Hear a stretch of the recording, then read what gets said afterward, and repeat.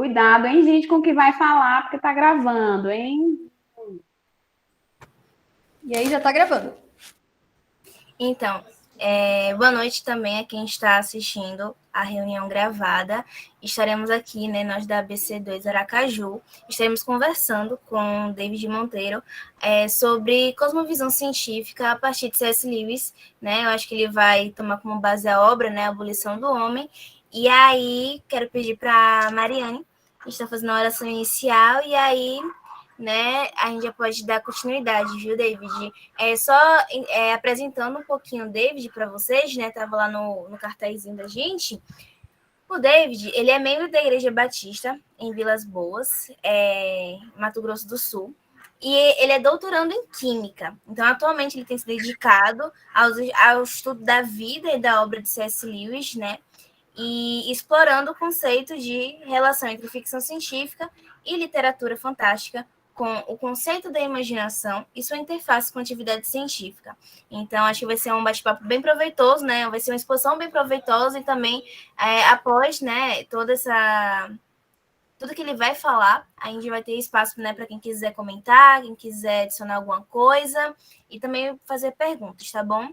Acho que Mari já pode orar para nós darmos continuidade à reunião.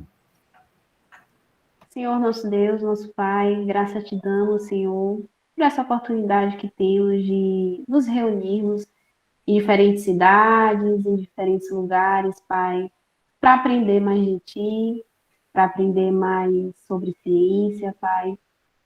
E nesse momento, te agradecemos pela vida do David, pela sua disponibilidade em servir, pela sua alegria em servir, Senhor, em querer somar, Pai, nessa noite, expor esse tema, que o Senhor possa capacitá-lo, que o Senhor possa dar sabedoria, Senhor, e que possamos estar atentos aos detalhes, ao conteúdo, à estética, à beleza, Senhor, do conhecimento que vem de Ti, Pai. Que o Senhor nos dê graça, que seja um momento não só de conhecimento, mas também de comunhão, de alegria, estarmos conhecendo pessoas novas, filhos Teus, Senhor. É um privilégio, Pai. É um momento muito gostoso. Então, que o Senhor se faça presente nessa noite e que conduza todo esse trabalho. É o que eu te peço e te agradeço em nome de Jesus. Amém. Bem, bom, muito obrigado pelo convite. Eu fico lisonjeado. Eu estou tendo esse ano a oportunidade de conversar com bastante gente, né, sobre a obra do Lewis. E está sendo uma alegria. Como a Esther contou aí no início, né, falou um pouquinho, eu me interesso pela relação da ideia de imaginação na obra do Lewis, né? Como que a imaginação, de um ponto de vista epistemológico, ela está presente na atividade científica, né? E, bom, o Lewis, a gente vai ver um pouquinho hoje, ele foi escritor de ficção científica, e um aspecto muito interessante de como a estética na ciência, né, o belo, nas ciências naturais, aparece, né, a beleza das ciências naturais, ela é representada pela obra de ficção científica, seja na cinematografia, e olha, falando uma palavra difícil, quase que não sai, né, seja por meio dos filmes, né, seja por meio da literatura, de ficção científica, os quadrinhos, né, são meios, caminhos em que a estética no campo científico ela se manifesta, né? Quem gosta de ficção científica, tem um texto muito legal do Adam Roberts, eu estou lendo, né, comecei a leitura, a verdadeira história da ficção científica, do Adam Roberts.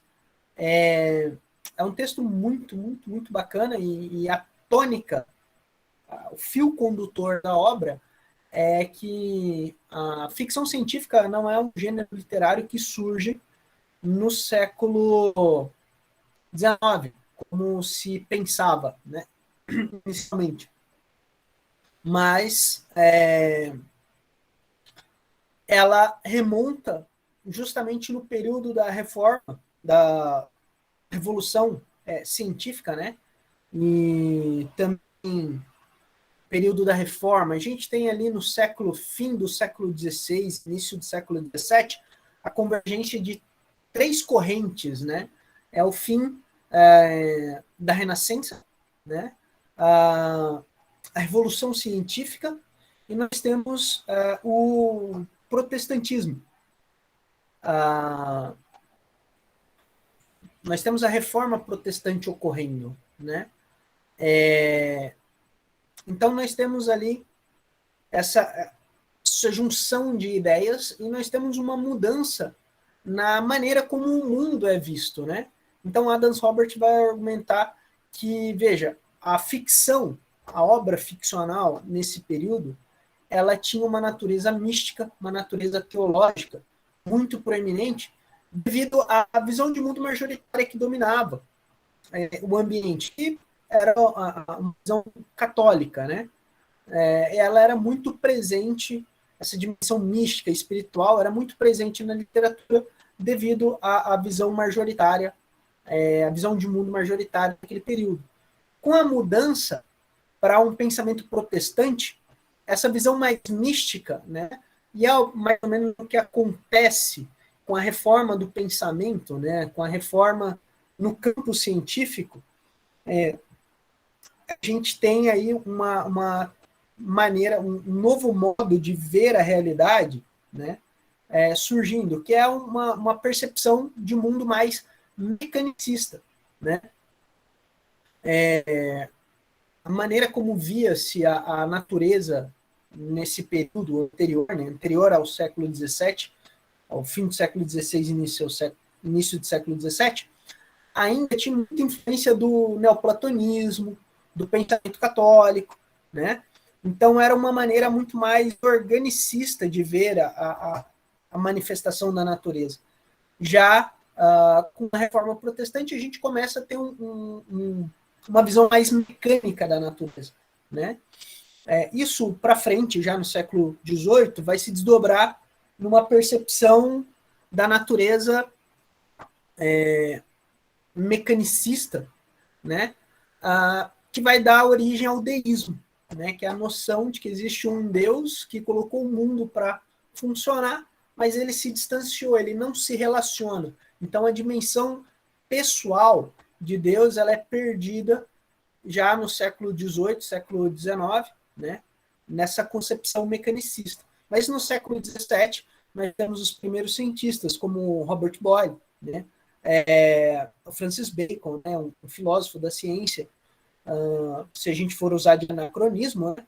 São cientistas e filósofos da ciência, né? O próprio Newton, e tinham uma concepção mecanicista da natureza. Veja, isso também muda o âmbito da literatura, né? Segundo Adam Roberts, a literatura passa a trazer esses elementos de conhecimento da filosofia natural e desenvolvimento tecnológico para o seu âmbito. Então aí surge uma proto-ficção científica, né? Essa mudança na literatura vai dar origem ali às raízes, né, daquilo que vai se completar como ficção científica já no século XIX. Eu vou comentar um pouquinho sobre qual a consequência dessa ideia final no século XIX. Tá? Bom, pessoal, essa é uma percepção muito interessante, porque o Lewis é um cara da área da literatura. Né? Ele é formado se formou em filosofia, né? Mas a sua produção, ele deu aula de filosofia e literatura medieval e renascentista, né? Mas a sua maior manifestação intelectual é no âmbito da literatura, né? Então, bom, feito essa introdução do quão importante é a relação entre literatura, pensamento científico, né? E como que isso molda a maneira da gente ver o mundo, né? Aí a gente vai falar um pouquinho sobre a cosmovisão científica, né? Espero poder deixar claro o que é uma cosmovisão científica equivocada, o que seria uma visão da ciência e de mundo cientificista, né?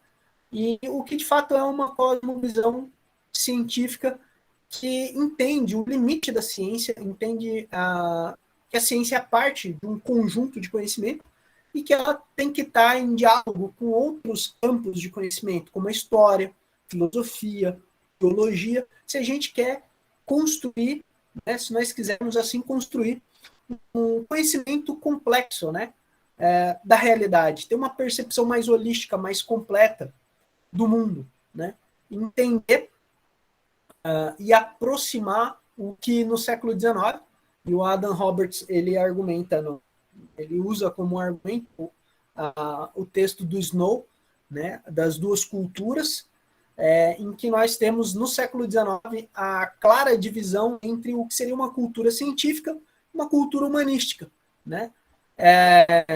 E o Lewis ele era alguém que pensava, e eu penso que é uma maneira interessante de se enxergar a realidade, porque permite que a gente dialogue várias áreas de conhecimento, né?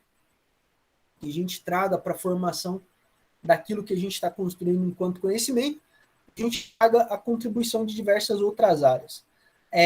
Bom, essa é a grande questão. Nós temos essa divisão no século XIX entre essas duas culturas, uma cultura científica e uma cultura humanística, né? E a ficção científica como uma manifestação estética, né? Daquilo que percebemos como beleza na produção científica e traduzimos na obra, na forma de obra literária, de quadrinhos, de filmes, né? E diversas outras coisas. Como que ela pode ser esse meio de integração entre essas duas culturas, entre uma cultura científica e humanística, né? Tornando o nosso conhecimento mais completo, né? ou contribuindo. E aí entra a imaginação, tanto na percepção literária, numa percepção teológica, mas também numa percepção científica, né? E para citar um nome que também é interessante, só porque eu ia falar o nome do cara, agora fugiu. Oh, meu Deus do céu. Ele tem um livro chamado A Imaginação Bem Educada, o Norton Fry. E ele fala sobre esses aspectos de uma imaginação científica, de uma imaginação literária, né? E também de uma imaginação teológica, e como que ela se dialoga, né? O trabalho científico, essa imaginação vai se manifestar na maneira como nós percebemos os fenômenos naturais e como que nós construímos as teorias para explicar esses fenômenos naturais. Então, uma teoria é um construto imaginativo, né? Uma teoria, ela vai ser uma aproximação da realidade, na nossa tentativa de explicar a realidade, os fenômenos que percebemos na realidade, nós construímos essa explicação e, na construção dessa explicação, nós fazemos uso da imaginação, né? Trabalho imaginativo. Nós não temos acesso direto à realidade, temos acesso mediado, né? Vocês vão gostar se vocês lerem agora com isso que eu falei, se vocês lerem 1 Coríntios 13, quando Paulo fala que ele enxerga as coisas como por um espelho, né? Nosso conhecimento não é um conhecimento direto sobre o mundo, mas é um conhecimento mediado nessa relação de teoria, enxergar por meio da teoria, né? Interpretar a realidade por meio dessa teoria e modificar essa teoria à medida que a gente tem mais dados sobre o mundo, sobre a realidade, né? Bom, pessoal, feita essa introdução, espero que a gente possa entrar agora para falar um pouco do Lewis, tá? Bom, eu gostaria de comentar brevemente, tá bom? Espero ficar aí na casa dos 30, 40 minutos, tá bom? Se eu estiver falando coisas muito difíceis, vocês podem perguntar, tá? Eu gostaria de falar um pouquinho sobre o contexto histórico de abolição do homem, né?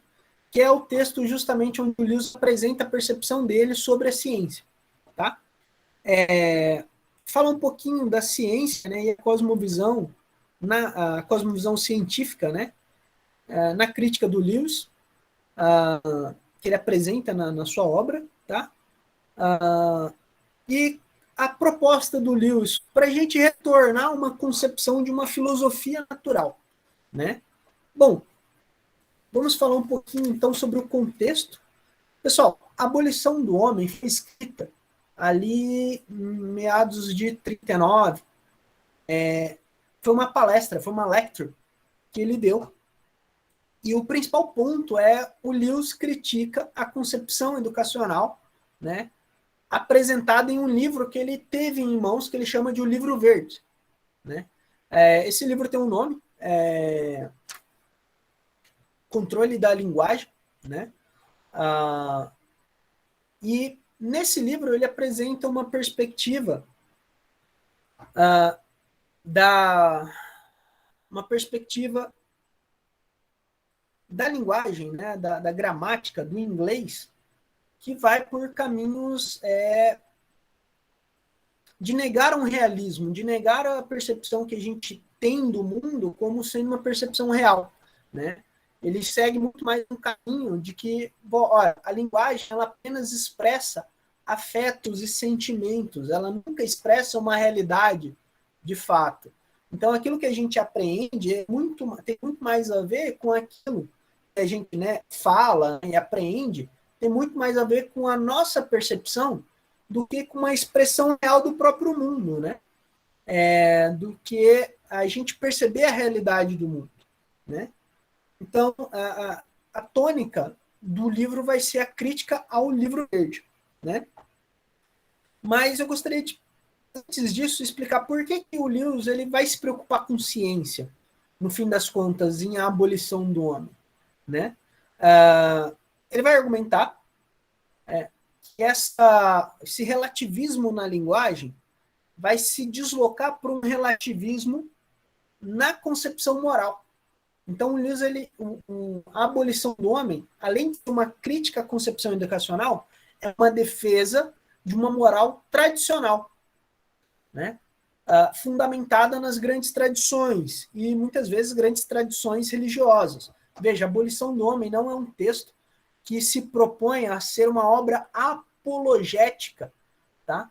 Em defesa do cristianismo, ou do teísmo, né? Como o Lewis fala. Ele fala com relação ao teísmo, né? A abolição do homem não é uma defesa do teísmo. A abolição do homem é uma defesa da moral tradicional. É uma defesa de uma concepção moral fundamentada numa ideia de totalidade, de absoluto, né? Então, ele vai criticar os autores do Livro Verde, falando sobre o seu relativismo, o seu ceticismo quanto à percepção da realidade, né? Mas no segundo capítulo ele vai se desdobrar isso, vai dizer que esse ceticismo quanto à realidade, ele se desdobra em um ceticismo moral. Então acaba caindo numa ideia de relativismo moral, e dentro desse relativismo moral, os autores tentam inovar essas questões morais, né? Então tentam escrever uma nova moralidade. Só que o Lewis fala que é um projeto que está fadado ao fracasso, porque você não pode defender. Eu tenho uns gatinhos que acabaram de nascer, pessoal, então se vocês ouvirem uns miados, e eles estão dentro da gaveta do meu armário. A minha gata colocou eles dentro da gaveta do meu armário, né? Não é tão fofo assim, porque vai gerar uma sujeira, isso daí eu vou ter que limpar depois. Enfim, a grande questão é que não dá para a gente inovar no ponto de vista moral, porque a gente está partindo sem antes partir de uma moral absoluta, né? Então, toda vez que eles tentam propor uma nova moral, na verdade, o que eles fazem é pegar a moral absoluta, pegar a moral tradicional e escolher dentro dessa moral tradicional o que eles acham legal e o que eles não acham legal, né? O ponto é, qual a consequência disso? A consequência dessa escolha, desses aspectos morais, o que é legal para um grupo, o que não é legal para o outro, desse relativismo, é que você entra numa crise de autoridade. Você entrando numa crise de autoridade, as pessoas se tornam massa passível de manipulação. Então, o livro vai trazer uma terceira figura no capítulo 3, que é o manipulador. E qual é o instrumento de manipulação? O instrumento de manipulação vai ser as ciências naturais, ok? Então, veja, 3 palavras são bastante interessantes para a gente entender a abolição do homem, né, Esther? Se você quiser aí ler novamente a abolição do homem, entender que no capítulo 1 ele está falando de uma ideia de ceticismo, né? No capítulo 2, ele traz a figura do inovador quanto à moralidade. E no capítulo 3, ele traz a figura do manipulador. Veja, tem uma construção, você tem uma postura de desconfiança quanto à realidade e quanto à nossa percepção da realidade, e no fim das contas, uma percepção moral sobre a realidade, né? No capítulo 3, se você desconfia da moralidade, então essa moralidade pode ser reescrita. Então você tem a figura do inovador tentando reescrever essa moralidade, mas a impossibilidade prática é justamente que é impossível você escrever uma moralidade sem tocar numa moral tradicional que já está estabelecida no meio das tradições religiosas. E no fim das contas, o Lewis vai apresentar, né, no fim do livro, ele apresenta lá vários pontos em que várias tradições apresentam concepções do certo e errado, do que é louvável, do que é virtuoso, né, em várias culturas.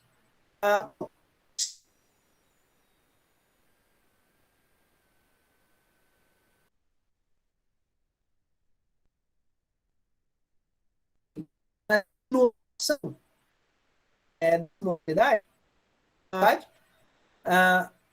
com o passar do tempo, então essa nova moral vai ser transmitida como uma nova tradição, e o indivíduo ele perde essa conexão com o transcendente, com essa moral tradicional, que é uma moral transcendente, e acaba se tornando uma massa passível de ser manipulada, uma massa de manobra, né? Aí ele traz que a figura de manipulação vai ser a figura do cientista, a ciência vai ser um instrumento de manipulação, né? Bom, isso é bastante interessante a gente perceber, porque o Lewis está escrevendo no período da Segunda Guerra Mundial. E o que a gente tem na Segunda Guerra Mundial? 3 ideologias totalitárias, né? O fascismo, o nazismo e o comunismo. E todas essas ideologias totalitárias se propõem em ser uma nova leitura do mundo, né? Ele se propõe em trazer ali uma nova concepção de realidade. E o meio para isso é a ciência. A ciência é o instrumento pelo qual eles buscam trazer esse novo conhecimento sobre a realidade, né? A gente sabe no fim das contas, acabaram gerando avanços, mas de uma ciência não ética, feita nos campos de concentração nazistas, né? A ênfase que a União Soviética deu ao trabalho científico, né? Os projetos, apesar que no fim das contas eles geraram especialistas, como que eu posso dizer isso? O cara fazia engenharia, por exemplo, e ele fazia uma pós-graduação em engenharia de porcas, né? Como produzir uma bela porca, né? Não é o animal, não, é aquela porquinha de rosquear mesmo. E no fim das contas, qual a finalidade dele?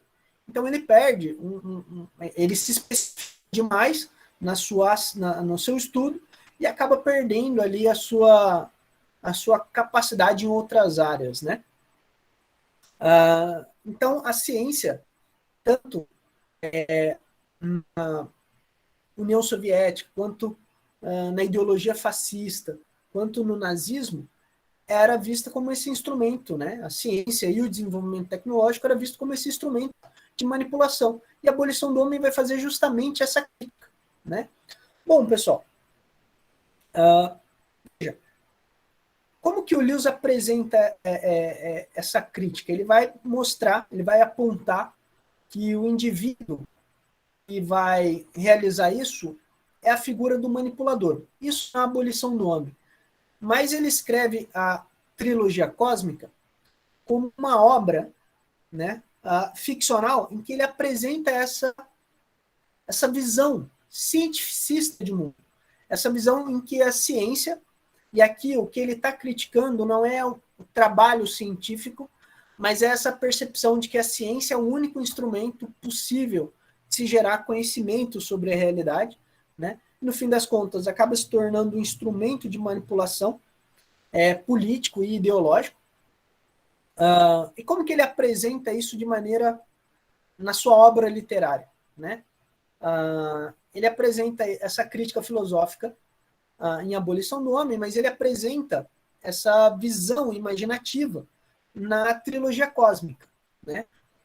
E aqui eu gostaria de traçar um paralelo entre a concepção do Lewis de ficção científica com o que se conhecia, com o que era aceito na produção literária naquele período. E aqui é interessante a gente notar o seguinte: o principal autor no qual o Lewis dialoga e conversa no campo da ficção científica, ele fala com bastante gente, tá? Mas o principal em que ele dirige as suas críticas é o H.G. Wells, né? E na autobiografia dele, Surpreendido pela Alegria, ele fala o quão o H.G. Wells foi importante na formação dele. Para o Lewis, na sua infância, dois tipos de assuntos eram bastante interessantes. Os assuntos imaginativos, o que refletia o seu gosto por mitologia, né? Nórdica, por exemplo, junto com o amigo Arthur Greaves, e também os papos racionais, as conversas puramente racionais. Então, as conversas imaginativas e as conversas racionais, né? As conversas imaginativas tinham a ver com a mitologia nórdica, mitologia grega, mas especialmente a mitologia nórdica. Lewis era um amante da mitologia nórdica. E as conversas racionais, ele tinha com um tio. E esse tio apresentava para ele descobertas no campo científico. Então ele tinha muito gosto pelo conhecimento científico produzido na sua época, né, na infância. E isso gerou o interesse dele pela literatura de ficção científica. E o principal expoente na ficção científica nessa época era o H.G. Wells, né? Bom, Wells influenciou o Lewis no ponto de vista, no seu gosto por ficção científica, tá? Só que o Wells, ele transmitia na sua obra literária uma visão sobre a ciência que era uma visão cientificista sobre a ciência. E o Lewis, ele, já adulto, ele faz uma crítica a essa concepção, perspectiva científica do H.G. Wells. No livro O Peso de Glória, tem um texto chamado Teologia é Poesia. E foi justamente lendo esse texto que surgiu a ideia de eu falar sobre o C.S. Lewis e a cosmovisão científica. Porque nesse texto o Lewis apresenta a sua crítica ao H.G. Wells, né? Ele diz o seguinte, que a ficção científica do H.G. Wells, ela vai se caracterizar em uma mitologia, em uma construção de um mito, mas um mito científico. O que era um mito para o Lewis? Para o Lewis, mito é uma história que apresenta um significado e apresenta verdades do ponto de vista psicológico, mas que ele vai trazer uma estrutura de significado para uma determinada comunidade. Por exemplo,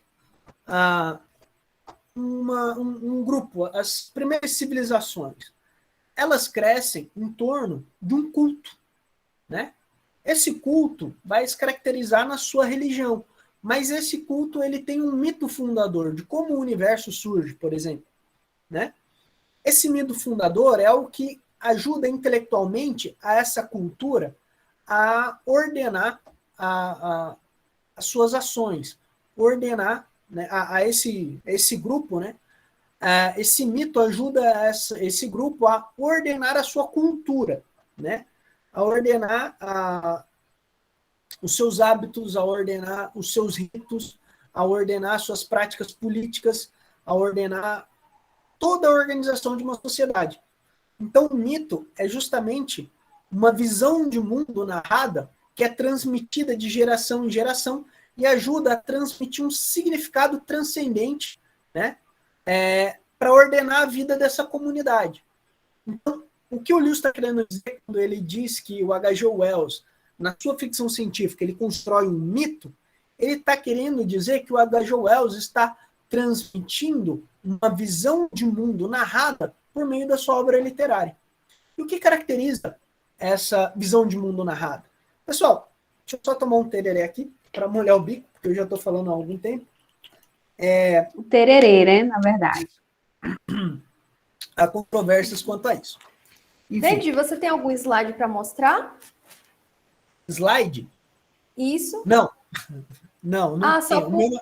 só por curiosidade, porque você tá falando muito bem e tudo mais, e eu fiquei na dúvida aqui se você tinha alguma Eu coisa tenho para umas mostrar. aulas, depois eu mando o link para vocês. Não, tudo bem, só mesmo para os slides organizar aqui. estão aqui. Obrigada. Todas as minhas aulas estão aqui. Ele queimou. Queimou a placa-mãe. Então eu tive que comprar outro notebook. E nesse daqui eu não tenho nada. Então por isso que eu não estou apresentando os slides. Bom, espero estar apresentando com certa ordem. Mas eu tenho um conjunto de aulas que eu falei sobre imaginação científica para o grupo da UFRRJ, lá do Rio de Janeiro.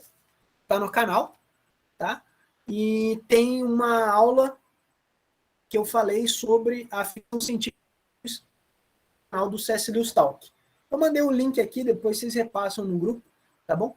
Tem lá horas. Eu acho que dá umas 8 horas de aula, tá bom? Então, só sobre esse tema. Então, tem coisa pra caramba. Ah, e eu mandei aqui no grupo também a palestra que eu dei no nosso projeto de extensão Lendo o C.S. Lewis, que é basicamente essa mesma palestra, só que aqui eu estou tentando fazer ela mais acessível. Só para a gente voltar para o tema, o Lewis ele vai então dizer que o H.G. Wells apresenta a ficção científica como uma mitologia, né? É uma cosmovisão de mundo narrada que apresenta um significado e um sentido para uma concepção cientificista de mundo, né? Basicamente, a narrativa do Wells apresenta uma estrutura. Inicialmente, o que nós temos é um universo que surge do nada, ao acaso, de maneira aleatória, né? No meio desse universo, e esse universo é hostil, né? Grandes criaturas, como aí o Lewis vai falar, né? Grandes criaturas como dragões, vai fazer um paralelo com os contos de fada, né? Mas grandes criaturas, os dinossauros, né? Seres monstruosos, surgem num pequeno planeta que surge nesse universo. Por alguma razão probabilística e aleatória,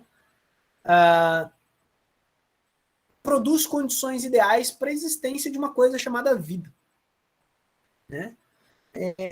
No meio dessas criaturas, um pequeno ser frágil, né? Impotente, incapaz, surge, que é o ser humano.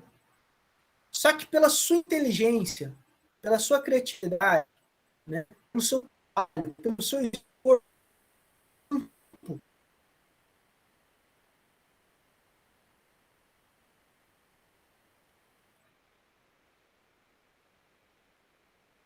a realeza e domina o conhecimento.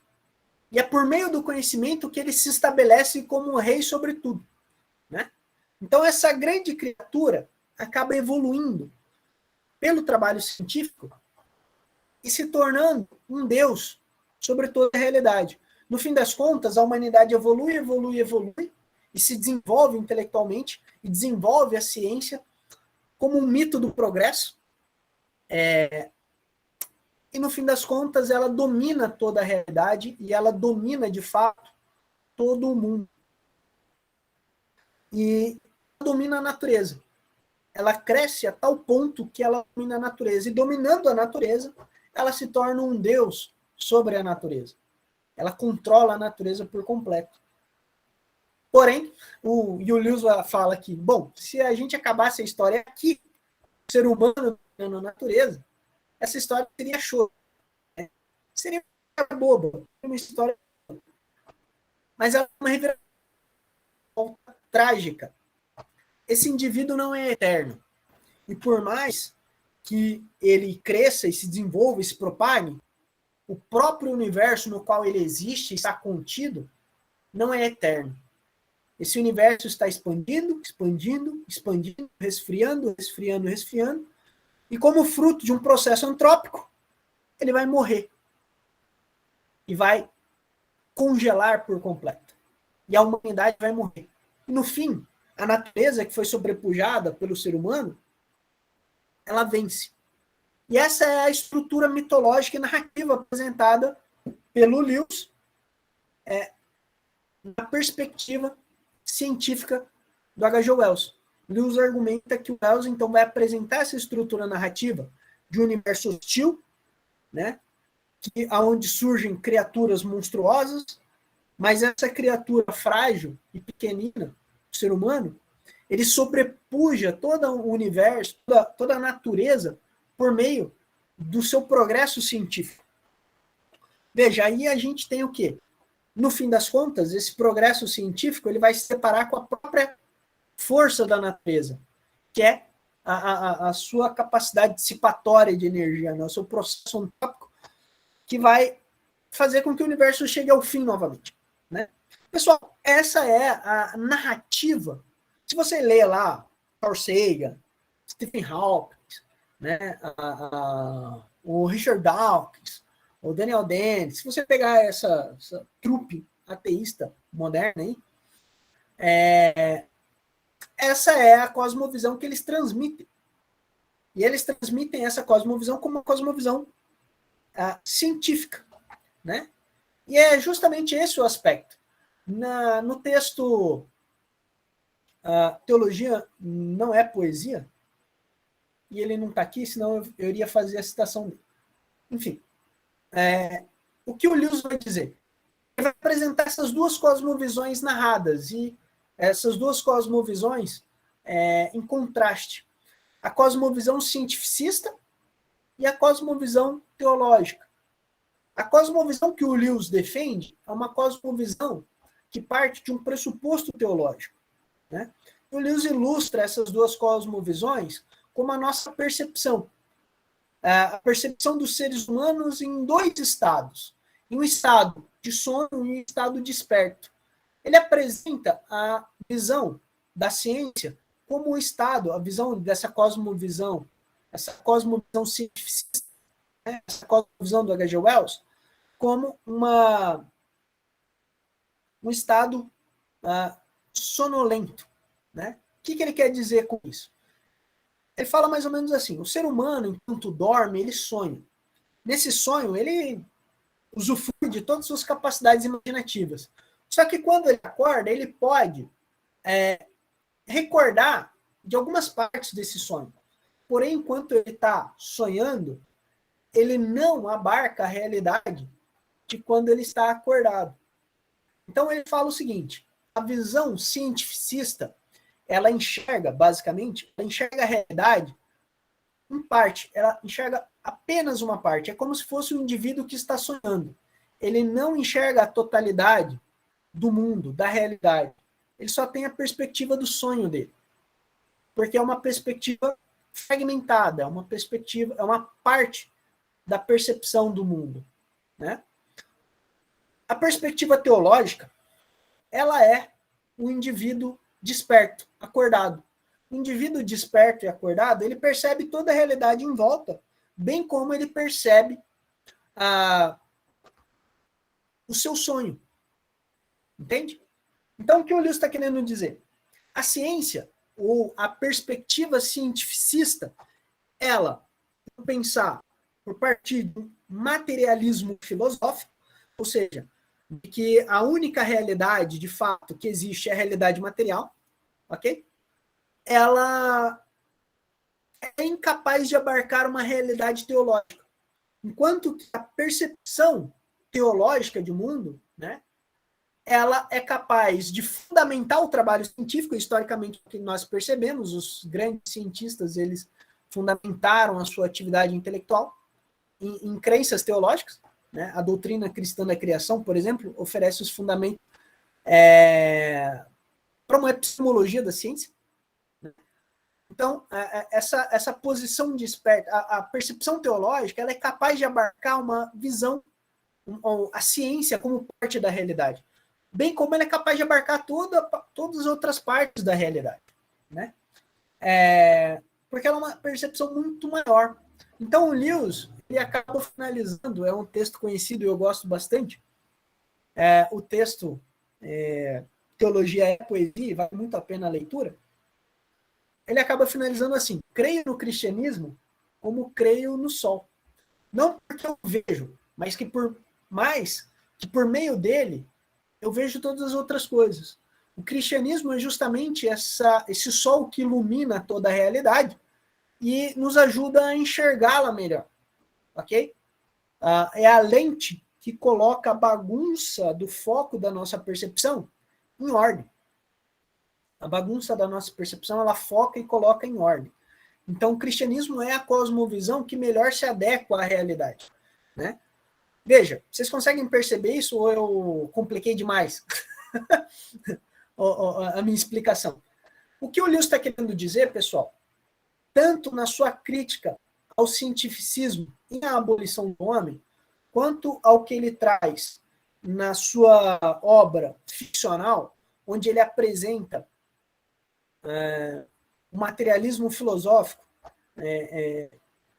de alguns personagens, né? E a gente pode perceber imaginativamente esse contraste na sua obra ficcional, na trilogia cósmica, quanto no texto Teologia é Poesia. O que o Lewis está querendo dizer é que toda vez que nós tentamos reduzir a realidade a um único aspecto, por exemplo, usar a ciência como única maneira de se conhecer as coisas, a gente perde tudo mais de vista, né? É como se a gente estivesse caindo numa morra, o termo. Tivéssemos caído em um sono, tivéssemos embriagados e sonolentos. Ou seja, não estamos percebendo a realidade como a realidade é, a sua complexidade, quando somos reducionistas. Mas quando percebemos a realidade de um ponto de vista teológico, nós conseguimos abarcar a arte, a literatura, a ciência, nós conseguimos abarcar toda a experiência humana. Porque a visão de mundo cristã, a teologia cristã, o cristianismo, oferece essa lente coerente, correta, adequada, essa iluminação, né? Como vocês percebem que eu acabei de desligar a minha iluminação, essa luz para a gente perceber a realidade da melhor forma possível, né? Bom, então, qual é a cosmovisão, qual é a crítica à cosmovisão científica, né? O C.S. Lewis e a cosmovisão científica. O que o Lewis critica é justamente a cosmovisão cientificista, okay? Essa visão de que a ciência é a única maneira de se conhecer o mundo. E, no fim das contas, a ciência é a única maneira de se conhecer o mundo porque a gente parte do pressuposto de um materialismo filosófico. Né? A matéria é a única realidade que existe. Não existe nada além da matéria. Então, nós ficamos apenas com a percepção material. O Lewis argumenta que essa percepção é uma percepção fragmentária. Ela é parte, ela não é o todo. Né? E que quando a gente tem uma cosmovisão cristã, nós percebemos a ciência, a filosofia, a literatura, a arte, como partes de um todo muito maior, de um mundo criado por Deus, e foi criado por Deus, que criou o homem e criou o mundo, e criou tanto o homem quanto o mundo com uma capacidade de... o ser humano com capacidade de conhecer a natureza, e conhecer o mundo, e fazer arte. O Tolkien chama o ser humano, né, de co-criador, né?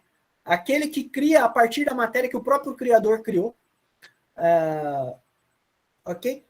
Veja, para nós, para a prática, né, o que seria uma melhor cosmovisão científica e não uma cosmovisão cientificista? E aqui eu vou rumar para a minha conclusão. Espero não ter extrapolado os 40 minutos. Não extrapolei, não? Aí, milagre, hein? Caraca. Pessoal, a ciência, por natureza, ela deve se preocupar com o mundo material. Né? A matéria, o mundo material, os fenômenos naturais,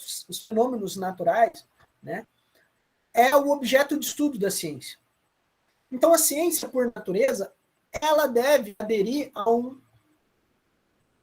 materialismo metodológico.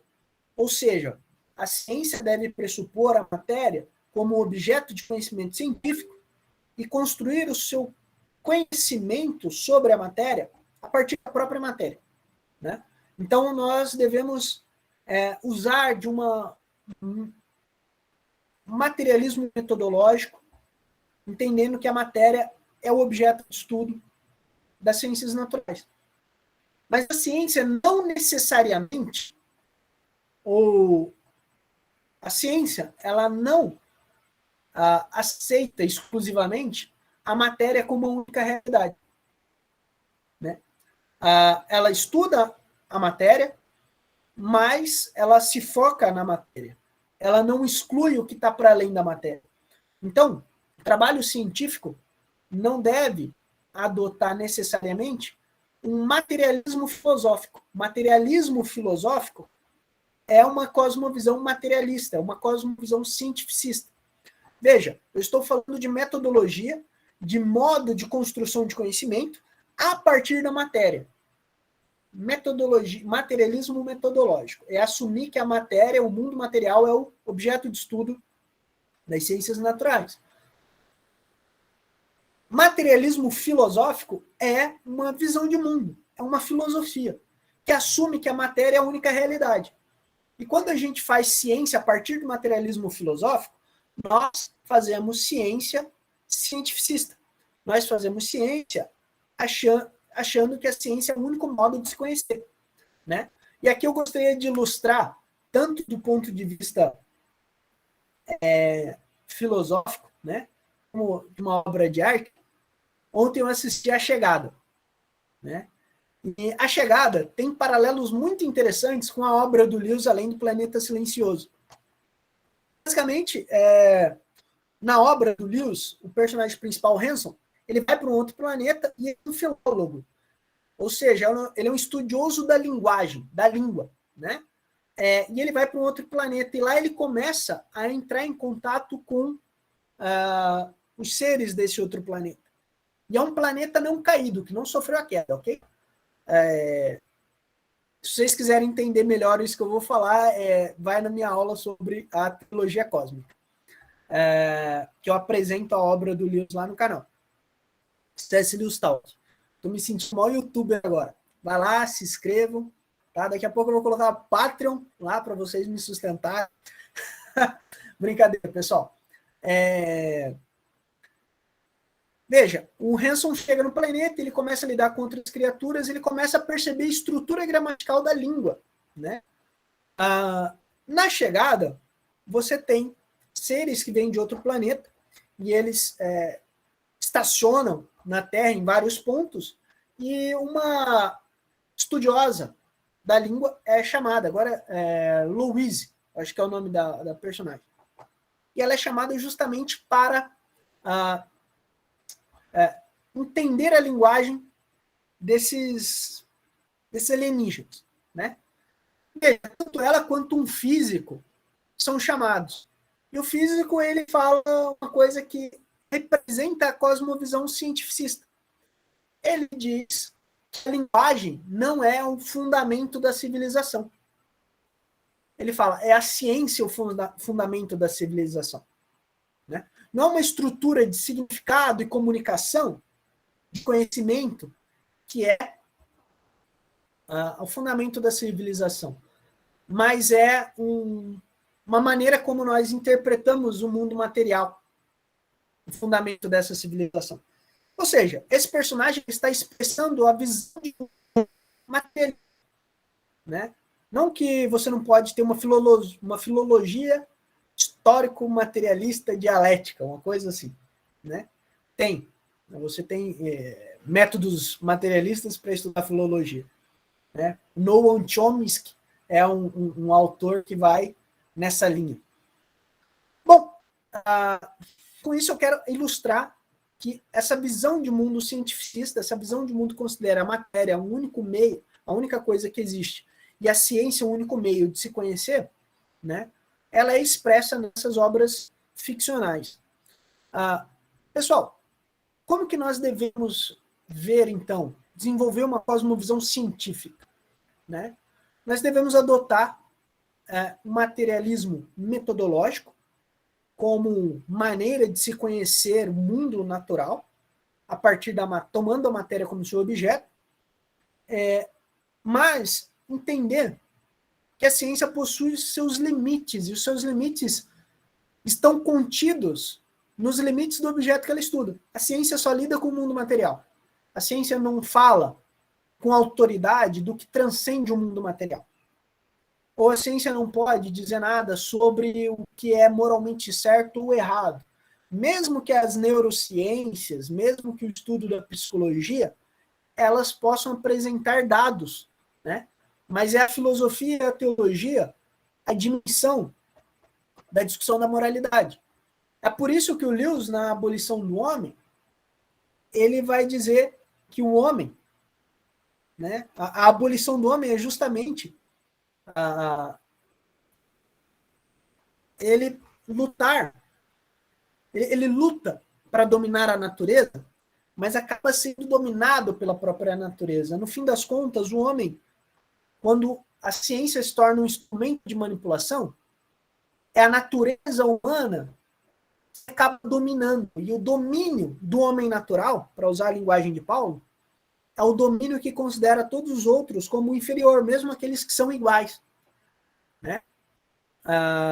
Então, o Lewis vai dizer que a abolição do homem acaba resultando no ser humano sendo escravizado pela sua própria natureza. No fim das contas, ele acaba sucumbindo à própria natureza. Né? Sucumbindo à natureza. Bom, pessoal, a gente então deve adotar uma posição que a ciência ela é parte de um todo muito maior. Que a ciência ela deve estar em diálogo com outras tradições de conhecimento. A gente, para poder construir um conhecimento factual, um conhecimento complexo sobre o mundo, a gente tem que aceitar as contribuições de campos como filosofia, como literatura, como sociologia, né? Então, assumir uma cosmovisão cristã sobre a ciência é entender os limites da ciência enquanto uma construção humana, né? Que busca conhecer a realidade e perceber que o ser humano ele precisa de imaginação, ele precisa de poesia, ele precisa de beleza, ele precisa de uma reflexão que vai para além da própria matéria, ele precisa de uma boa teologia, ele precisa de filosofia, né? Então, para a gente fazer esse contraste, uma cosmovisão cientificista é uma cosmovisão que reduz toda a realidade à ciência, como objeto, como modo de se conhecer. Uma cosmovisão científica, aos moldes do que o Lewis defende, volta à concepção de uma filosofia natural, de uma ampliação da capacidade humana de conhecer as coisas. Como a ciência, tendo a ciência como uma parte, né, de conhecimento de uma realidade maior. Então, abrindo espaço para a literatura, para a beleza, para a filosofia, para a poesia, né, para a arte, para as diversas manifestações humanas. Então, a cosmovisão científica, aos moldes do que o Lewis defende, é uma cosmovisão aberta para uma realidade maior. Bom, enfim, Tiende. Isso é tudo, pessoal. Espero ter ficado aí no tempo, que eu me delonguei um pouco mais no final. Ficou no tempo certo. Ficou certinho. Quer dizer, não ficou certinho, mas... Deu 50 minutos, pelo menos? Não. Deu menos? Aí, tô Deu ficando 45. bom. Enfim.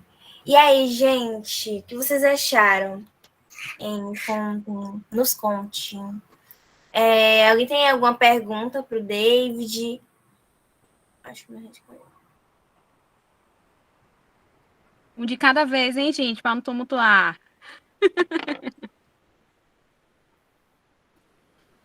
Pode perguntar, Manda brasa aí. Pergunta pro David. Bom, enquanto vocês estão se organizando... Deixa eu fazer uma pergunta. Fale, Lucas. Não, pode falar primeiro, desculpa. Vá. Primeiramente, boa noite a todos. David, você falou sobre o Wells, aí eu fiquei pensando aqui sobre o Guerra dos Mundos, né? Eu estudei isso na faculdade. Algumas questões de pareidolia. O Legal. Lewis escreveu alguma coisa sobre esse livro?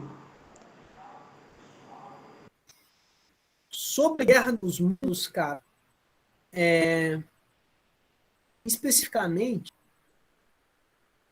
sobre Guerra dos Mundos, especificamente, ele não escreveu. Eu recomendo fortemente você ler Teologia é a Poesia, porque ele apresenta essa visão do Wells, né? Mas especificamente sobre Guerra dos Mundos, ele não escreveu sobre a obra. Ele escreve sobre 1984. Deixa eu pegar aqui. Ai, tá uma bagunça. Nesse texto sobre histórias. Tá? Aqui, pessoal, esse texto, Lucas, sobre histórias, tem vários textos bastante interessantes. Mas ele tem o sobre ficção científica, que o Lewis comenta o Wells, ele cita o Wells, né? Cita ali Guerra dos Mundos, tal, mas ele só cita, ele não chega a comentar a obra. Mas ele comenta aqui o Hobbit, ele comenta George Orwell, na verdade.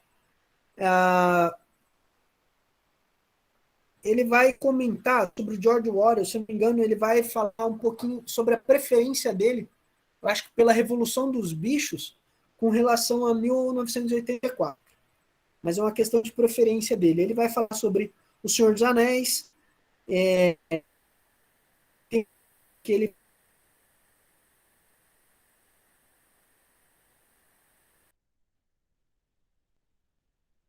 adotar, fala.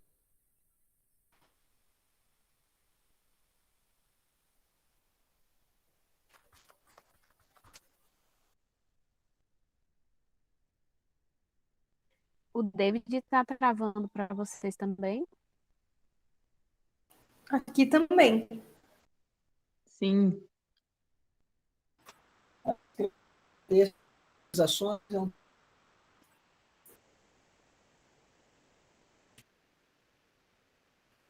e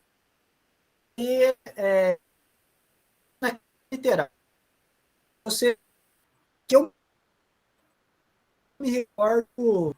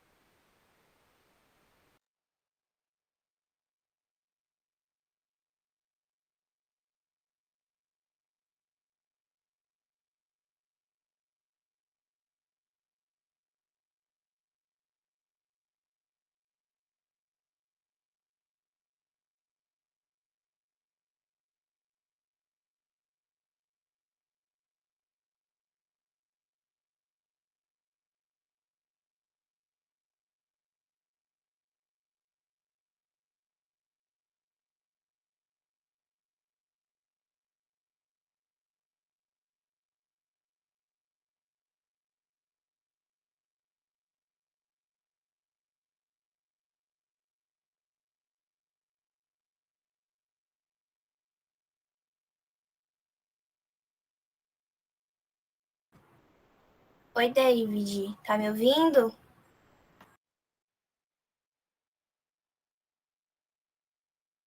o áudio estava travado. Voltou aí para vocês? Voltou. Ótimo. Bom, o que eu estava dizendo, se você quer encontrar uma resposta, você vai encontrar ou nas obras, ou em críticas, experimentos em crítica literária. Mas eu recomendo fortemente você ler Teologia e Poesia, tá? Que aí o Lewis, ele fala na biografia do Google, uma coisa em inglês eu posso não ter tido acesso, tá? Especificamente sobre Guerra dos Mundos, ele ele fala de Guerra dos Mundos como um tipo de ficção científica apocalíptica que tenta apresentar uma visão catastrofística do mundo, né? Por uma invasão alienígena. Ele vai classificar a Guerra dos Mundos, ele vai classificar a Guerra dos Mundos científica. Ele vai apresentar dentro dessa classificação que ele faz, que aí está no texto sobre ficção científica, tá? Ok? Pessoal, eu queria, já que a gente falou um pouquinho aí de Guerra dos Mundos, né? E, ano que vem nós vamos começar um canal novo. Sem ser imaginada. A gente vai estudar, a gente vai ler ficção científica, vamos ler os textos do Lewis sobre ficção científica nesse livro, e vamos ler o Asimov, o Robô, e algumas outras obras. Então, eu libero para a Mari e para a Esther o convite quando a gente começar a atividade ano que vem. Tá bom? Para ficar o convite para você. Bem legal. Tá? Pode Esther. Vai ser massa. Espero que vocês participem. Eu não sei se mais alguém tem algum comentário a fazer, alguma pergunta, mas eu achei algumas falas suas interessantes, principalmente em relação à cosmovisão, né? Tiveram algumas falas que eu fiquei meio perdida, assim, mas eu acho que é mais pela linguagem técnica que eu ainda estou me acostumando, né? Mas tem um livro chamado Criação Restaurada, Base Bíblica para uma Cosmovisão Reformada. E aí foi nele que, na verdade, foi numa citação dele que eu tive uma percepção melhor sobre essa questão de estrutura e de direção, né? Eu vou ler aqui rapidinho um negócio, uma citação, na verdade. Como já observamos, a estrutura denota a essência de algo criado, o tipo de criatura que é pela virtude da lei criacional de Deus. A direção em contraste refere-se a um desvio pecaminoso, dessa ordenança estrutural e a conformidade a ela renovada em Cristo. E aí o Pedro Dutti, ele vai fazer um comentário sobre essa parte, e ele diz assim, se tudo foi criado por Deus, e se a queda no pecado afetou todas as coisas, então, em tudo, existe a boa estrutura de Deus, que foi redirecionada segundo os padrões rebeldes do pecado.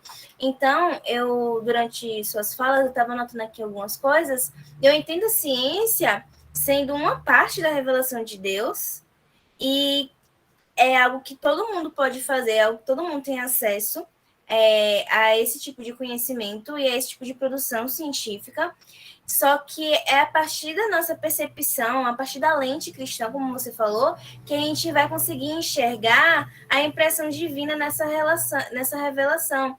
É como, por exemplo, a natureza. Temos vários naturalistas e várias pessoas que têm uma exaltação à natureza extrema e tem aquele senso de adoração ao contemplar a própria natureza. A natureza que eu digo é tipo os ambientes naturais mesmo, sabe? Florestas, matas, enfim, praias. E aí eu entendo também a natureza sendo uma outra parte da revelação de Deus, só que a gente consegue enxergar não a natureza como forma de ser exaltada, mas Deus sendo exaltado através da natureza.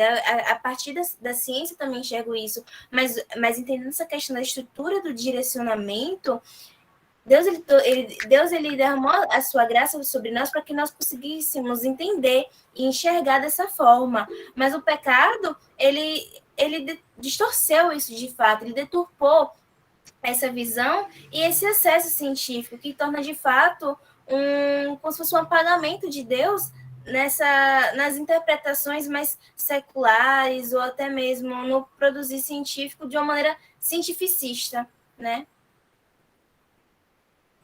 Eu acho que sua percepção tá bem coerente. Existe um componente, a gente partindo do ponto de vista da fé, partindo da fé cristã, a nossa leitura é que existe no ser humano uma natureza de rebeldia, né? Eu faço parte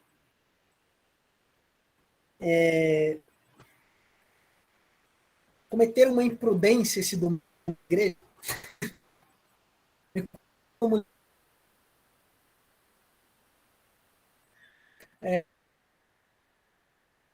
E eu estava dando aula e a gente aspectos. Quando a gente olha para Gênesis, por exemplo, depois de Abel, Caim matar Abel, na verdade, eu ia falar de Abel matar Caim, mas depois de Caim matar Abel, ele se distancia, ele pega a sua esposa e ele sai do seio da sua família e ele vai para uma outra cidade. E ali ele acaba construindo uma outra cidade. Vai para outro local e acaba construindo uma outra cidade, né? E veja, naquela cidade eles constroem ferramentas, instrumentos musicais, ou seja, eles começam a construir uma cultura. Só que ao mesmo tempo que eles começam a construir, ter música, ter arte, né? Eles constroem armas, e aqui eu não sou tão negativo quanto a questão das armas, assim. Na Bíblia as pessoas falam, tem arma, não, é o período, né? Você tem uma cultura, mas você tem uma cultura sendo construída de maneira rebelde, ok? Por exemplo, um dos filhos de Caim, se não me engano, agora esqueci o nome, canta uma música louvando o quanto que ele é violento, né? Essa é a cultura rebelde. O que a Bíblia nos apresenta é que a glória de Deus é manifestada na sua criação, né? O homem redimido, ele percebe essa glória de Deus manifesta na criação. Foi justamente quando eu falei um pouquinho, né, do porquê eu comecei a ler Lewis, né? Eu falei da minha experiência na universidade, né? Quando eu entrei na universidade, eu via, e para mim foi fantástico, uma aula de química orgânica, né? O professor falando ali do carbono, do porquê o carbono é um átomo importante, né? E no início da minha graduação, na primeira semana, eu achava que átomo fosse uma molécula, eu confundia todos os conceitos. Aí, e o professor falando da complexidade, assim, da estabilidade do carbono, e das ligações que ele faz de maneira estável, que possibilita ele construir cadeias carbônicas longas, e essas cadeias carbônicas longas formam macromoléculas como o DNA, né?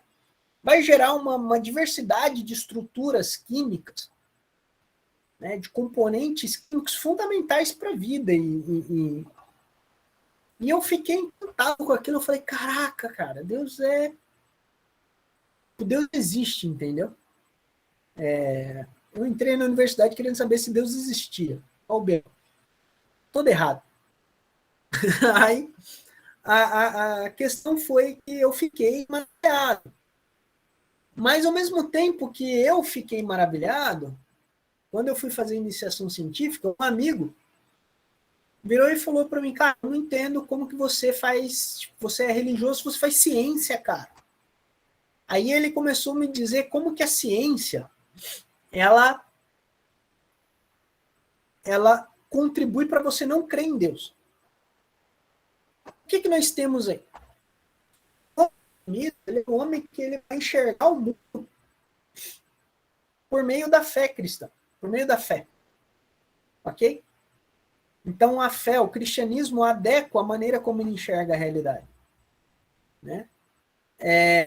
O homem natural, o homem caído, ele vai estar em constante rebelião contra Deus. E se a gente mesmo, o homem redimido, pela nossa natureza, acho que a gente não entende muito, assim, que a gente está em um movimento.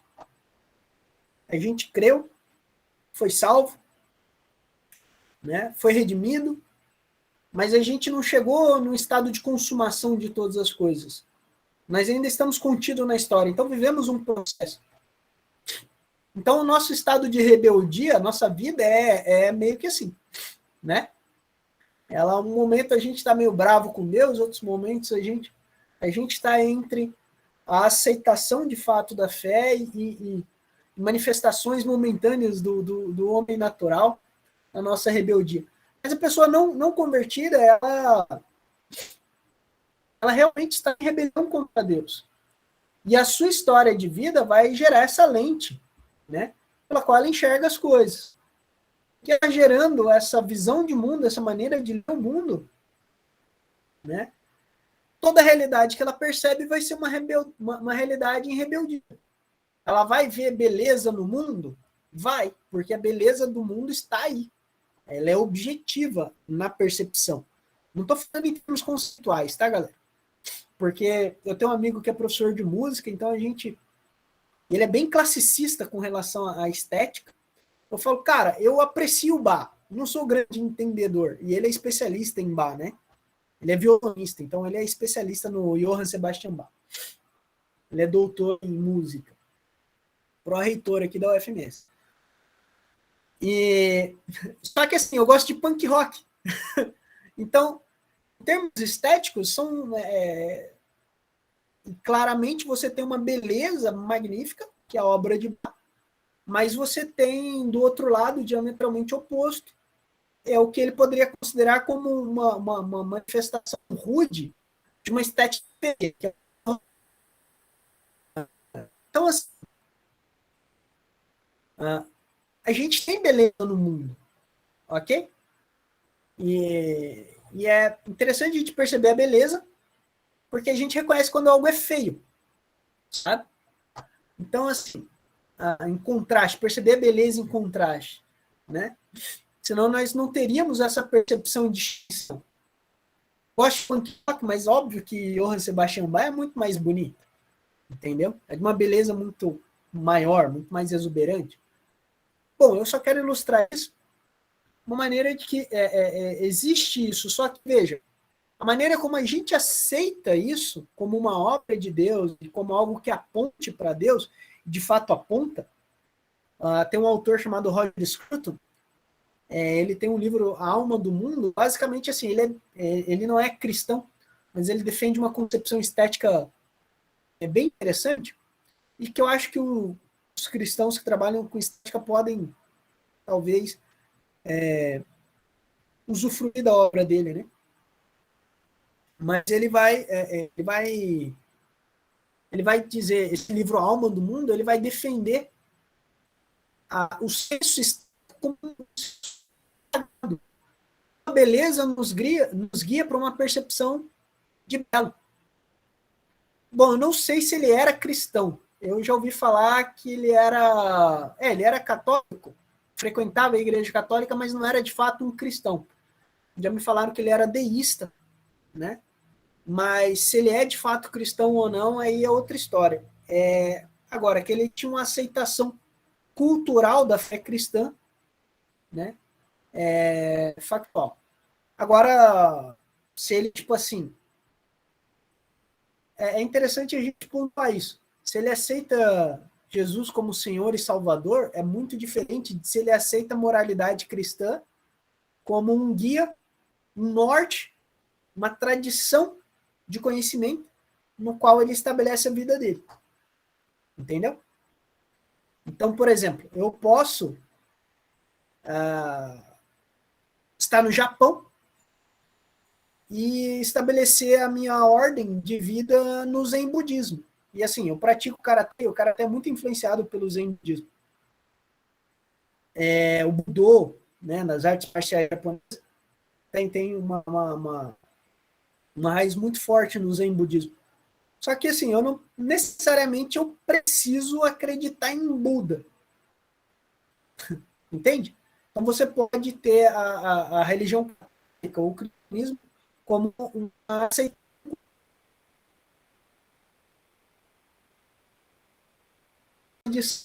a qual mas esse exemplo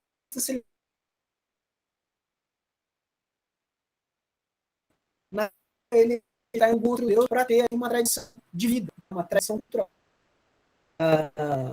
Eu não sei se de fato ele era cristão, assim, do ponto de vista de aceitar a fé como nós entendemos a fé, como Cristo, como um Senhor e Salvador. Aí já é uma outra história mais complexa. Mas é um autor muito importante de se ler. Eu dou o contexto dele para ler. O Rosto de Deus. E um outro, Beleza. Beleza é a obra de doutorado dele, para quem tem curiosidade. E tem o Rosto de Deus, que eu não sei onde está. Aqui. O Rosto de Deus, da biblioteca René Girard. Só que eu não li ainda. Então, a gente vai ler no C.S. Lewis Talks em dezembro. A gente vai comentar sobre essa obra. Enfim, o que você percebeu, Esther, é muito coerente. Eu acho que você está percebendo correto. Agora, o homem caído ele sempre vai estar em revolta contra Deus, né? Então, ele sempre vai negar a natureza de Deus e como ela se manifesta na sua criação. Perfeito, David, perfeito. Aécio, vamos lá, sua vez. Bom, estão me ouvindo? Tudo ok, né? Eu gosto de bar também, principalmente quando estou estudando. Boto bar, Chopin. E quando eu quero me divertir, boto um forró e por aí vai. E tá tudo certo. Você tem cara que gosta do falar manso. Também. Eu gosto de um bom forrozinho. Quando eu morei no Rio de Janeiro, só uma informação aleatória. Lá no Rio de Janeiro tem muita gente do... Tem muita gente do Norte e Nordeste lá. Então, forró é um negócio muito tradicional lá. É muito legal isso daí lá. Pronto. Bem forte. É bom, é gostoso. Quando você estava pegando e falando sobre isso, eu lembrei do livro de Cosmovisão, Amando a Deus no Mundo, do Heber Campos Júnior. Ele fala bastante sobre essas coisas. Cada quem na sua esfera. Cada etapa e por aí vai. E um dos conceitos que eu bato na tecla do pessoal quando eu estou ensinando é que o pessoal coloca muito a educação, a ciência como redentora. É exatamente isso que a gente sabe que ela não é. A ciência é só uma parte. É só uma parte da demonstração da natureza e pronto. Agora o pessoal não educa os seus filhos, os pais, a verdade é essa, não educa os seus pais e coloca a responsabilidade sobre os professores. Os pais devem ser pais, mães devem ser mães, e por aí vai. E durante esses 3 dias, rapaz, eu cheguei a uma outra conclusão. Eu sabia que o líder religioso tem um papel muito importante. Mas depois, pela misericórdia de Deus, ele tem um papel mais importante de todos. Porque a família vai até a igreja e se ele não tiver uma interpretação coerente das Sagradas Escrituras, lascou com a base familiar. É bem complicado. É uma situação bem complicada.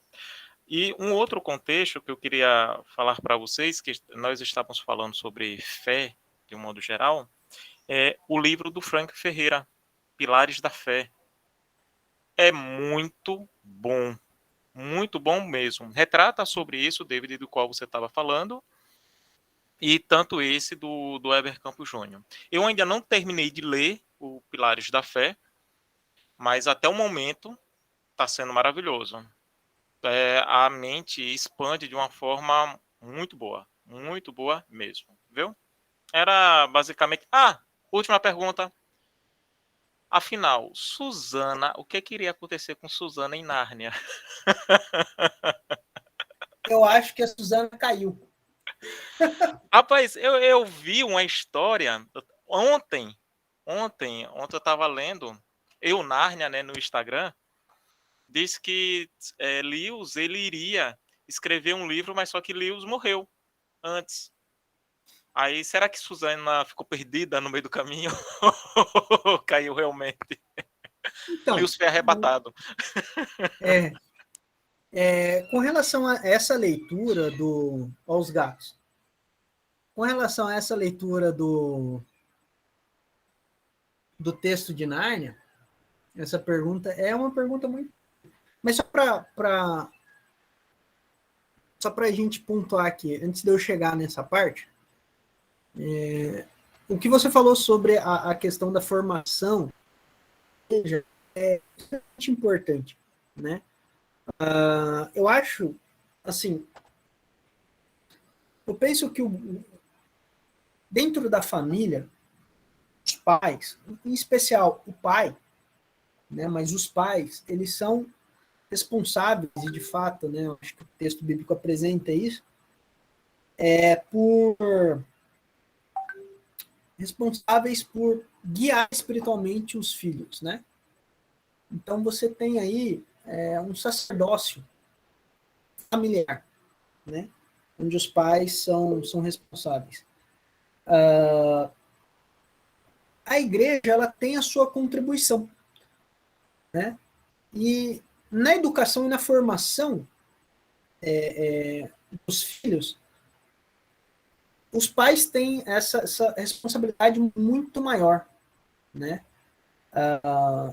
Então, assim, é um dilema. Por exemplo, hoje eu estou na Igreja Batista Vilas Boas, né? E eu convivo com alguns, não convivo com todos, obviamente. A igreja não é lá muito grande, mas também não é tão pequena que eu possa conhecer todo mundo, né? Mas eu convivo com alguns irmãos, dos quais eu tento... eu não sou casado, então não tenho filhos, eu tenho sobrinhos, um monte, né? Eu tento perceber essa relação. E um dos casais é justamente esse meu amigo, que é professor de música, a esposa dele também, né? E a maneira como eles criam os filhos. Ambos tomam para si completamente a responsabilidade da formação espiritual, né? E da formação intelectual. Não só da formação intelectual, mas muito da formação espiritual dessas crianças. Entendeu? Então, assim, é o papel que eu acho que a gente deve buscar desenvolver. E o papel da igreja não é educar os filhos dos outros. Entendeu? A educação é uma coisa que, como a gente já ouviu muito, ela deve vir de berço, né? Pelo menos uma educação moral, de respeito, né? Quando eu coloquei, desculpa lhe interromper, quando eu não coloquei a igreja como educando o filho, entendeu? Não, sim. Mas a igreja no papel de educar os pais, a família de um modo geral, sim, a para sua ter essa percepção interpretação. é correta. A sua percepção é correta. É que, no fim das contas, as crianças vão estar na igreja, né? Então, tem uma dimensão que elas vão participar de atividades bastante específicas, né? Mas a gente tem um costume, a galera que tem ainda um costume, uma tradição de jogar para a igreja essa educação. Como você pontuou, o papel da igreja seria preparar os pais para prepararem os filhos. E os pais preparando os filhos, esses filhos fazendo parte da comunidade de fé, e também atuando, né, participando das atividades, eles vão sofrer, vão passar ali por uma ministração também, né? Isso é muito importante a gente pontuar, e deve ser uma cultura que a gente deve buscar gerar nas nossas comunidades, entendeu? Agora, quanto a Nárnia, a minha leitura é que eu acho que a Susana, ela perdeu a fé, entendeu? Ela talvez possa representar uma figura, porque na última batalha que você tem é a consumação, entendeu? É o apocalipse narniano. E ali não vai ter uma... Apesar de eu achar que o Lewis acreditava tipo, no purgatório, né? O texto Anatomia de uma Dor deixa algumas lacunas quanto a isso, mas isso é uma crença muito particular dele e ele não defendia isso publicamente. Entendeu? É muito aquilo que Paulo fala, olha, eu falo isso, essa parte, isso daqui que eu estou falando, não é uma coisa que vem do Senhor, é uma coisa que eu estou falando da minha parte. Entendeu? Então, Paulo sempre deixava claro o que ele recebeu do Senhor e que ele estava transmitindo, e aquilo que ele aprendeu na vida prática dele, o que ele estava transmitindo como coisas de autoridade diferentes, né? Então, assim, na Anatomia de uma Dor, o Lewis, ele defende, como são cartas, né, autobiográficas, né, onde ele está descrevendo, é um diário onde ele está escrevendo um momento de dor, que ele perde a esposa, ele já casa bem tarde, aí ele acaba perdendo a esposa com câncer, né? E então ele coloca ali no coração dele as crenças fundamentais dele, e o que me dá a entender que ele acreditava ali talvez num purgatório. Isso fica mais ou menos claro, né? Mas é uma obra literária, não é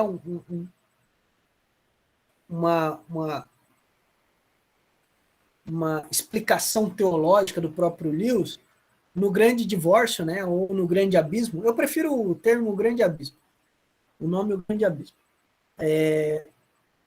que ele vai falar desse lugar onde as pessoas acabam recebendo uma segunda chance para crer, né? Agora, em Nárnia, a Susana ela não aparece, e nesse apocalipse narniano. Tudo bem, os personagens sofrem, o que eu entendi que eles sofrem um acidente de trem, parece, e eles morrem, e Susana não estava no meio, né? Mas o que dá a entender é que ela foi para outra, ela seguiu outro caminho, só que o apocalipse de Nárnia não é um apocalipse que acontece na Terra. Então eles morrem lá e eles são levados para Nárnia, porque eles são reis de Nárnia, né? Não pode ser, talvez Lewis de fato queria esclarecer alguma outra coisa, uma outra obra, mas isso é uma coisa muito aberta, né? Agora que eu lembrei esse aspecto de Nárnia e a Terra, né? O mundo das crianças e o mundo de Nárnia seguirem temporalidades diferentes, então a coisa para mim agora ficou mais aberta, né? Então, assim, mas o que me deu a entender é que ela se desviou do caminho, né? E se o Apocalipse de Nárnia for um fim total, talvez ela realmente tenha a salvação. Mas eu, agora conversando, veio essa ideia, eu acho que pode ser que Lewis, talvez realmente, aí, com o que você colocou, ele queria trazer mais informações de uma outra obra, né? Eu acho que é o seguinte também, como você pontuou, teve a questão do acidente do trem, né? E ela não estava no trem. Se ela estivesse no trem e lá naquela cena final que eles estavam lá na cabana, e se ela não aparecesse na cabana, então ela estaria no inferno. Era ponto nisso, né? Mas só que ela não estava no trem e ela também, lógico, que não apareceu na cabana. E aí outra, ficou em aberto. Esse dado da temporalidade em Nárnia e da temporalidade no lugar, né, na Terra, né, da onde vieram as crianças, também deixa isso daí muito em aberto. Mas o que deu a entender é que ela, assim, se distanciou daquela crença fundamental em Aslan. Entendeu? Sim, isso aí eu entendi. Deu a entender, assim. Mas você não soube se ele iria escrever outro livro, não foi? Não, o que eu sei é que ele escreveu um esboço de um 4º volume, né, para a trilogia cósmica. Seria a história entre o volume 1, o volume 2 e o volume 3, ou entre o volume 1 e o volume 2, agora eu não me recordo. Que é As Torres Negras. Tá aqui atrás. Entendi. E eu assisti o filme também. Bom, era isso. Obrigado, viu? Nada. Show de bola. Valeu. Desculpa aí, meninas, tomarem o tempo a mais. Não, relaxe. Esse é o espaço. Mais alguém quer comentar? Mais alguém quer fazer alguma pergunta? Mari, você não quer fazer nenhuma pergunta, não, Mari? Acho que eu vou ficar calada. Hoje meus podcasts sanaram suas perguntas. Não, nossa, triplicaram as perguntas, mas eu vou passar a bola para os outros, porque senão... Gente, desculpa atrapalhar de novo.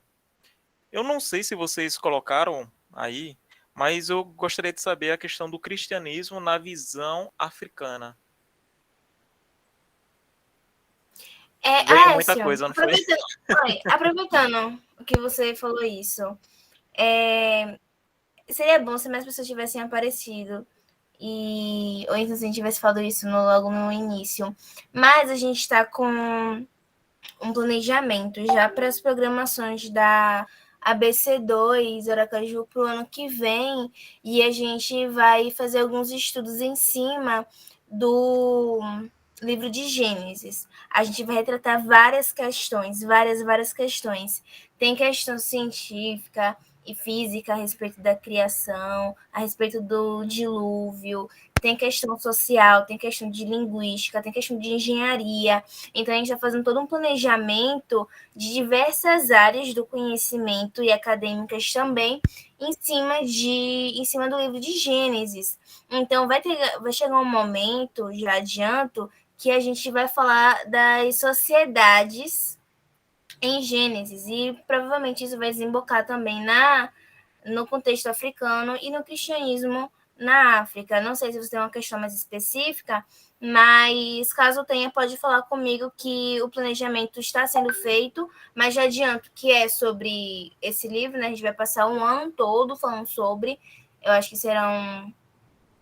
Esqueci aqui, estou longe do papel também, sobre a quantidade de reuniões, mas assim, foi um planejamento muito bom da gente fazer, assim, foi bem proveitoso nossas conversas. E aí, se você tiver uma questão mais específica sobre isso, você fala comigo, porque talvez dê pra gente encaixar nessas reuniões, entende? Entendo, sim. Viu? Obrigado. Você tá no nosso grupo, né? Eu senti um cheiro de Adalto Lourenço. Nessa parte da ciência de Gênesis. Não conheço, na verdade. Conhece, não? Professor Adalto Lourenço? Eita.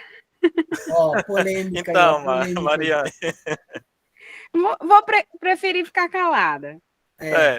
Sabe, ó, Adalto Zé Berni. Galera, tem um texto legal, que se vocês forem estudar Gênesis, eu acho que vale a pena. Como ler Gênesis do Long Trumpman III. Né? É um texto bastante interessante. E tem bastante texto interessante que foi lançado pela ABC2. Né? Um Mundo Perdido de Adão e Eva. Tem umas coisas bem legais. Eu acho que esse estudo aí vai render. E eu acho que é interessante se vocês acharem o Alexandre, lá de Brasília. Ele é um cara bem envolvido com essa parada aí, eles gostam. Eu estou num grupo de física. Pensa nos físicos que gostam de discutir Gênesis, cara. Aquela galera lá adora discutir Gênesis. Então tem bastante gente. Acho que vale. Se quiser trazer, vai agregar bastante. Compartilha comigo, com a Mari e David, sobre esses materiais, porque a gente vai montar uma bibliotecazinha, assim, sabe, pra gente distribuir os materiais pra galera antes de tratar sobre essas temáticas. Mas, enfim, acho que não tem mais nada pra gente sugar de você depois de tanto tempo. Eu acho que deixa eu ver aqui, que eu marquei. Caramba, então, foram 38 minutos só de interação, assim, com você. Espero que você tenha gostado de ter essa experiência com a gente e que retorne mais vezes. O Mário vai falar, o David adora falar e fala demais. Ele tem que cortar o áudio, porque senão vira vigília. O Mário querendo me sabotar. Pessoal, Mas enfim, foi um tempo muito bom, né? E aí... Calma aí, rapidinho, você vai falar alguma coisa? Eu ia agradecer, mas pode falar. Pode falar. Fala. Não, eu já pedi para Paulo não orar, mas fale, dê seus agradecimentos. Pessoal, eu gostaria de agradecer, para mim é uma honra, tá? A ideia disso daqui surgiu vários meses atrás, né? E conversei com a Mari e fiquei bastante bastante empolgado. Eu pretendo continuar estudando a obra do Lewis. Se tudo der certo, eu pretendo fazer um doutorado na área de ensino de ciências e explorar a possível contribuição do Lewis, a crítica dele ao cientificismo, né? Então, vamos ver aí como é que essas coisas se desembolam. Então, me sinto agradecido, tá? Peço desculpa aí por qualquer coisa, tá bom? Realmente eu peço perdão por não ter montado uma apresentação em slide, eu sei que seria muito mais interessante do ponto de vista da organização, mas eu tive esses 2 meses foi puxado com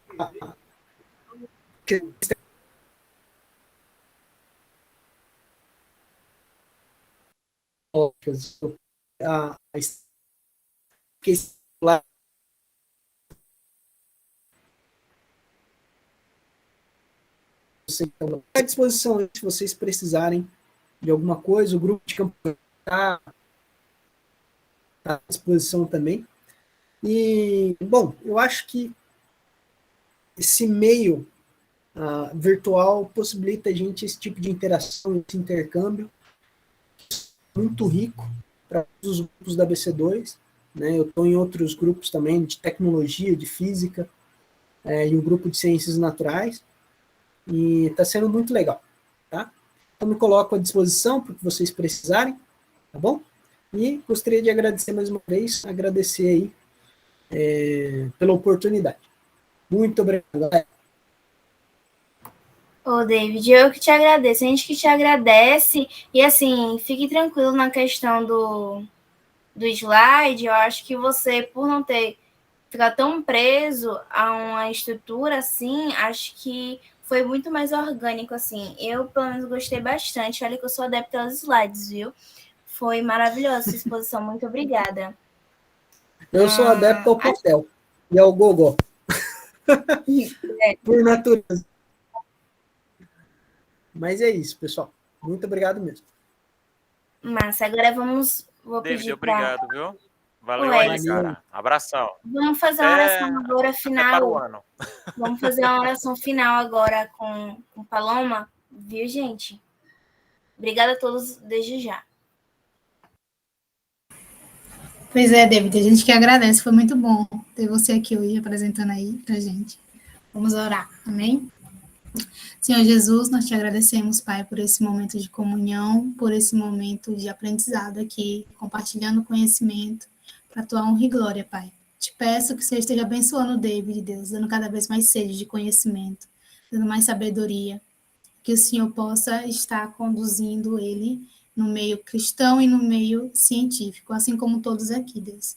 Que o Senhor possa estar fazendo a tua vontade no nosso meio, levando esse grupo aonde o Senhor quer que ele vá, fazendo a tua boa e perfeita vontade nas nossas vidas e no meio desse projeto. Eu te agradeço, em nome de Jesus. Amém.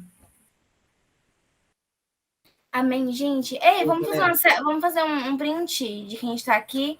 Se vocês puderem ligar as câmeras. Bora. Vou ficar devendo. Sou veaco. E aí, Kaique, vai abrir? Não tá podendo? Eu acho que Kaique já fez foi dormir, meu Deus. Senti falta de Kaique também. Ele sempre tem muitas contribuições legais e eu senti falta dele hoje. Não, dormi não. Eu tava ouvindo e digitando a versão final da minha monografia. Entregar para a banca. Tava tentando fazer coisa tempo aqui. Mas estou ocupado. Que Hoje eu fui banca. Mas já enviei agora já. Hoje eu fui banca uma monografia na química lá, foi super legal, cara. Foi bacana. Ei, David, me chama para ser banca das coisas aí, para eu conseguir ter um ponto de usar mais no meu currículo? Não sou química, mas eu sou da área ambiental e de repente tem uma monografia aí que tem a ver com impactos ambientais, alguma coisa do tipo. Pode ser que eu contribua de alguma maneira. Chama ela que o currículo dela é top, viu? Chama mesmo. Ah, ela é nerd. O meu currículo não é que nem o da Mariana, não, mas eu posso enrolar um pouquinho lá. Ela é muito sabida, chama ela. Pode chamar, pode chamar. A Maiana manja. Eu tô trabalhando em Química Verde agora, então vira e mexe pode rolar alguma parada dessa. Se eu não me engano, em uma das bancas teve um professor hoje que é da questão de resíduos. Foi muito, muito legal. Vamos ver, cara. Eu não tenho tanta autoridade assim, mas é interessante. Se você quiser, depois eu passo o contato do grupo de pesquisa, do meu orientador. Você trabalha com a parte ambiental, é isso? Tem uma galera Você é engenheiro ambiental? Sim. Não, eu sou tecnóloga em saneamento ambiental e fiz um mestrado em recursos hídricos. Aí eu trabalho nessa parte de meio ambiente, recursos hídricos, qualidade da água e tal, impactos ambientais. No curso técnico eu fiz a vida de uns alunos. Eu dei tratamento de água e gestão de resíduos para eles. Química ambiental. Pronto. Eu tenho uns livros aqui. Pronto, monitoramento. Show de bola. Tá vendo aqui, ó? Isso daqui é tudo de recurso hídrico. Ó, engenharia de recurso hídrico. Tratamento de água. Tem uns BO aqui. Na época que eu dava aula. Legal, o meu orientador do mestrado, ele era químico, mestre em química, doutor em química, era maravilhoso da química. Comecei a gostar de muita coisa da química graças ao meu professor do mestrado, maravilhoso. Química é legal. Química é legal, o problema é que alguns professores se estragam. Vamos tirar foto, pessoal. Bora lá tirar foto. A Esther tá cobrando o Kaique aqui. Que criativo, hein, Kaique? Cadê a Mariane, Esther? A Paloma, para tirar o print? Eu tô aqui. Oxente, eu tô aqui. Câmeras. Tá aberta. Abra as câmeras. Mas minha câmera tá aberta, amiga. Pessoal. A minha tá aberta. Não tá aberta, não. Vai. Travou para você aí? Pois então, tirem aí. X. Vai. 1, 2, 3 e...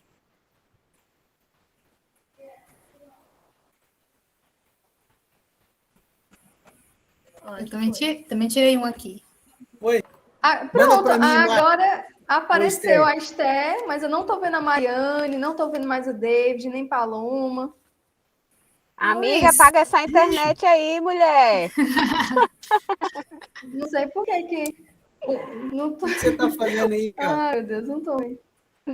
Eu já ia mandar, quando a minha internet, eu ia mandar mensagem pro cara da internet, falando, irmão, quer que eu te pague a segunda vez no mês?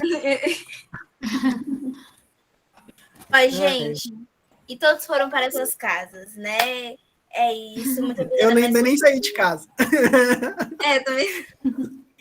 É isso, gente, obrigada, boa noite, viu? Deus abençoe todos. Pessoal, brigadão. O Kaique voltou agora, cara. Boa noite. Ô, bichinho, vamos ver se ele entra na foto, ele vai ligar a câmera, O Kaique?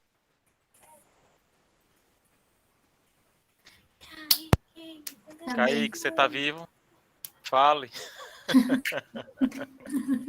Ainda bem que o Kaique não ouviu a piada que eu fiz com o nome dele. Eu também não ouvi, não. Eu também não ouvi, não. É só que tu falou essa piada aí. Eu acho que é a providência divina. Cara, eu vou fazer. Eu tenho que me segurar muito. Tá gravando, viu, David? Não vai falar bobagem. Eu tenho que me segurar muito quando eu vou fazer chamada de aluno, porque cada nome criativo. Ó, acho que o Kaique vai deixar a gente devendo. Mas é isso, gente. Nossa, Olha, apareceu. Ele ligou a câmera? eu tava falando aqui com o microfone desligado. A câmera dele tá ligada? A Mari tá no carro? Que negócio é esse? Gente, eu A tô Maria no carro porque é um lugar menos barulhento aqui na minha casa. Aí já tá jantando, tem cachorra latindo, tá assim, telefone tocando. Vocês sabem que a Mari tem uma cachorra que gosta de rede, né? É cachorra baiana. É uma cachorra baiana. Ó, e no meio da reunião, ela interrompeu do carro, entrou e queria aparecer na câmera. Eu não sei se vocês viram. Eu tentei desligar rápido, porque ela é meio atentada, tá meio danada essa cachorra. Dizem que os animais puxam aos seus donos, Mari. Então, né? Nesse caso é uma exceção. Tá. Essa daí A é gente aquela cachorra que acredita. leva-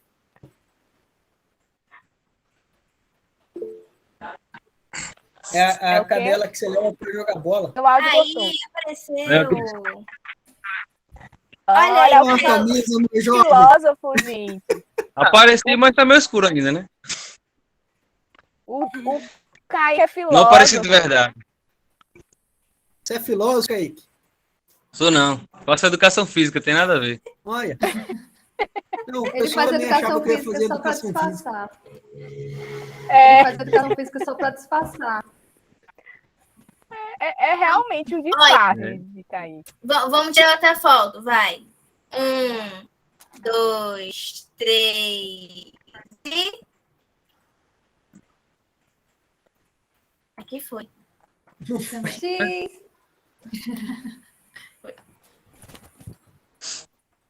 Pronto, gente. Agora sim, vamos para nossas casas. Em aspas. Vamos voltar para a Beijo, vida. tchau. Tá bom. Tchau. Beijo. Abençoe. Beijo. Ô, Nívia, Tá. troca umas figurinhas aí com o David aí da área ambiental. Tá, vamos trocar, David. Meu contato dela depois. Um Pronto. abraço. Um cheiro. Tchau, boa noite. Valeu. Abraço. Tchau, Aécio. Tchau, Kaique. Tchau, Palominha. Beijo.